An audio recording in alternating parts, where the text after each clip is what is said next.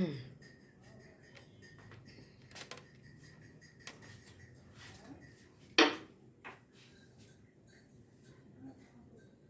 सभी ने अक्सर ये महसूस किया होगा कि जब पत्नियां अपने पति और उसके परिवार के सभी लोगों के ऊपर एफआईआर दर्ज किया करती हैं बेबुनियाद लांछन लगाते हुए, तो वो किसी को भी नहीं छोड़ा करती। लेकिन उनका ये सभी को इस एफआईआर में घसीट लेना ही उनके लिए बन सकता है बर्बादी। जी हाँ, आप सभी ने बिल्कुल ठीक समझा। ठीक इसी तरह का एक केस मुंबई हाईकोर्ट तक पहुंचा और उसमें भी 498 ए के तहत की गई एफआईआर को मुंबई हाईकोर्ट ने क्वैश कर दिया। क्या था ये मामला, आइए देखते और समझते हैं। मैं एडवोकेट मोहिनी मोना आप सभी का पुनः स्वागत करती हूं और आप सभी देख रहे हैं अपना पसंदीदा चैनल मोहिनी मोना एडवोकेट। अगर आपने मेरे इस चैनल को अभी तक सब्सक्राइब ना किया हो या आप मेरे इस चैनल के लिए नए हैं तो इसको जल्दी से जल्दी सब्सक्राइब कर दीजिएगा, ताकि आपको इसी तरह के लीगल इंफॉर्मेटिव वीडियोस की नोटिफिकेशन सबसे पहले मिल सके।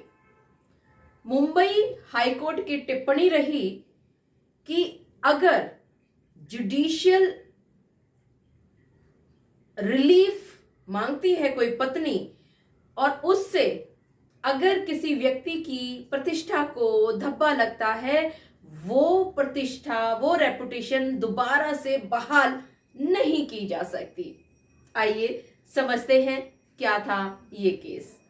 केस में जाने से पहले, केस को समझने से पहले आपने भी अक्सर ये महसूस किया होगा कि जब आपके आसपास रहने वाली पत्नियां अपने पति और उनके परिवार के सदस्यों को जब घसीटती हैं 498 ए और 406 जैसे केसेस यानी कि दहेज के केसेस में, जब वो एफआईआर लिखा करती हैं, तो क्योंकि उन्होंने कहीं से सुन लिया है ये बात कि अगर स्पेसिफिक एलिगेशंस नहीं लगाए जाएंगे तो उनकी एफआईआर में वो ठोस,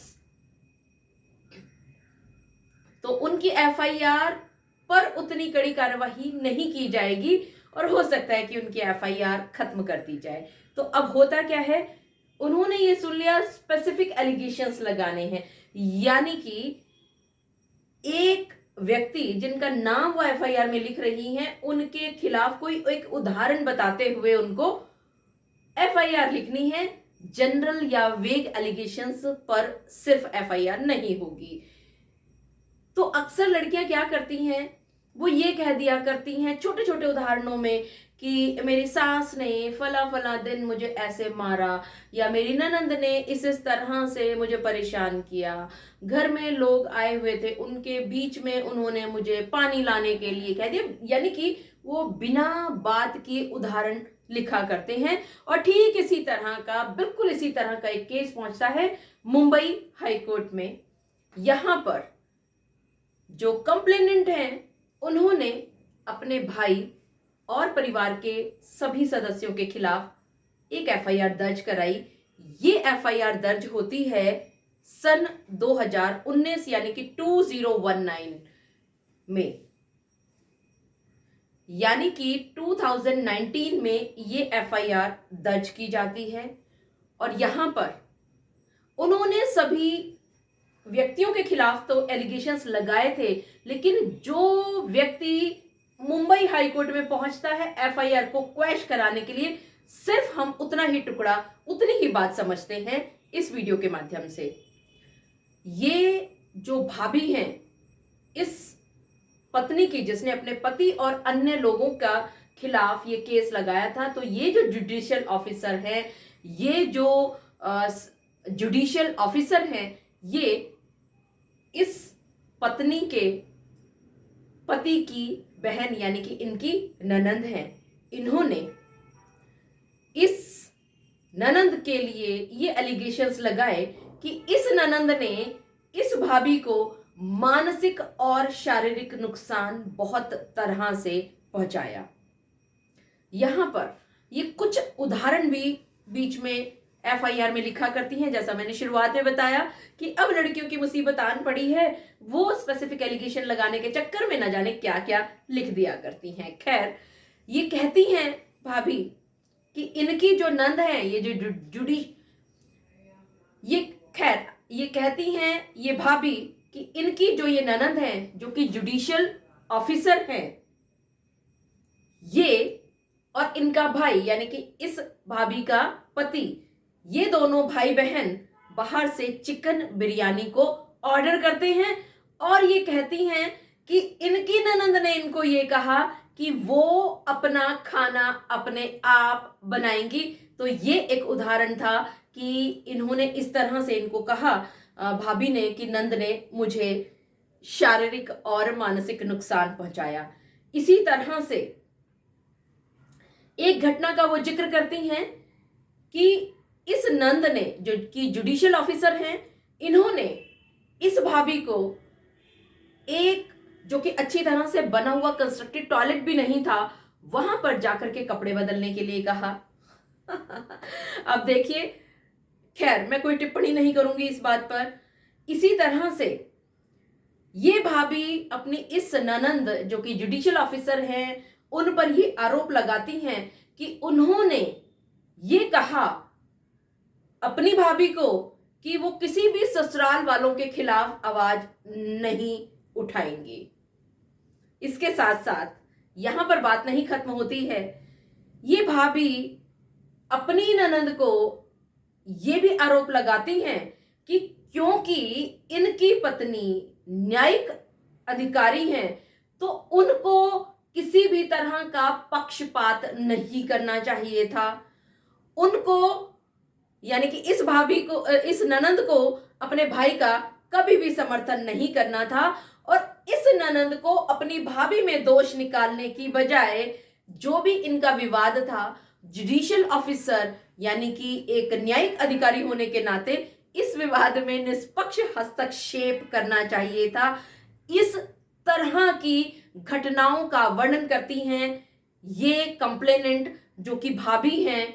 इस एप्लीकेंट की जो एफआईआर को क्वैश कराने के लिए मुंबई हाई कोर्ट में पहुंचती हैं और जो कि जुडिशियल ऑफिसर हैं, और कोर्ट ने, मुंबई हाई कोर्ट ने ये कहा कि अब जो ये लड़कियों का एक चलन चलता आ रहा है कि 498A यानी कि दहेज से संबंधित धाराओं का दुरुपयोग करते हुए वो सिर्फ अपने पति को ही नहीं घसीटती, बल्कि पति के साथ साथ उसकी बहन, उसका भाई, उसकी सास, उसकी ससुर यानी कि इत्यादि, मतलब बहुत सारे लोगों को, यानी पति के सभी परिवार वालों को वो उसमें घसीटती हैं और एफआईआर को इस तरह से बना बैठती हैं जैसे कि वो आपसी दुश्मनी निपटाने के लिए एक किताब लिख दी गई हो।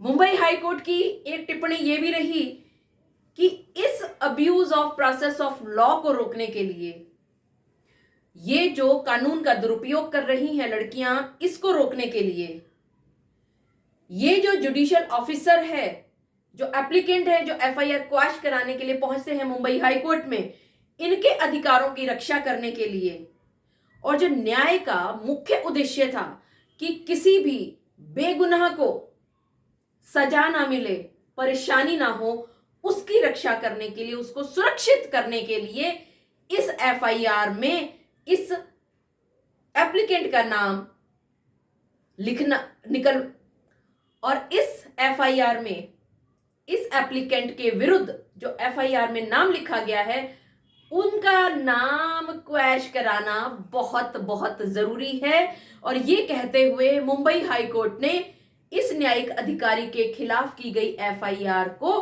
क्वैश करने का ऑर्डर दे दिया।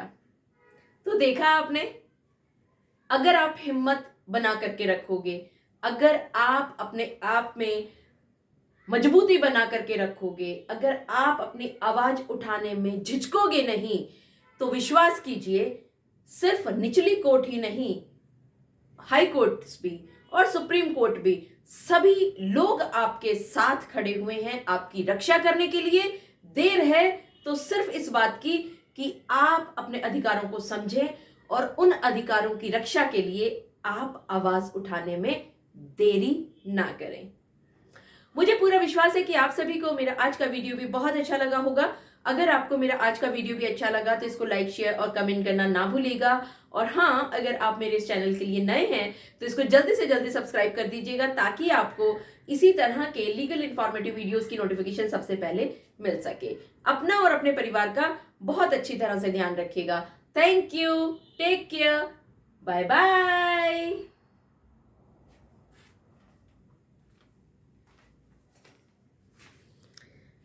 अरे